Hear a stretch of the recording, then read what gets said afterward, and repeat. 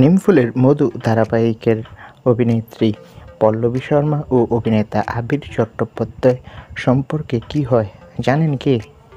বিস্তারিত জানতে ভিডিওটি শেষ পর্যন্ত দেখুন। নিমফুলের মধু ধারাবাহিকটি রোজ ৮টা থেকে সম্প্রচারিত হয়। এখানে মুখ্য ভূমিকায় আছে রুবেল দাস এবং পল্লবী শর্মা। জি বাংলায় দেখা যায় এই মেগা।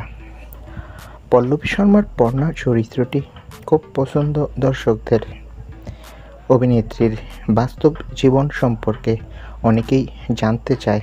আজ আমরা বলবো অভিনেতা আবির চট্টোপাধ্যায়ের সাথে বাস্তবে তার কী সম্পর্ক। অভিনেত্রী পল্লবী শর্মার মা আর অভিনেতা আবির চট্টোপাধ্যায়ের মা বান্ধবী ছিল। আর আবির চট্টোপাধ্যায়কে পল্লবী শর্মা দাদা বলেই সম্বোধন করে। আবির চট্টোপাধ্যায়ও পল্লবী শর্মাকে খুব স্নেহ করে। তাদের মধ্যে ভাই বোনের খুব ভালো বন্ধুত্বপূর্ণ সম্পর্ক বিরাজমান। একে অন্যের সাথে দেখা হলেই তারা কুশল বিনিময় করে।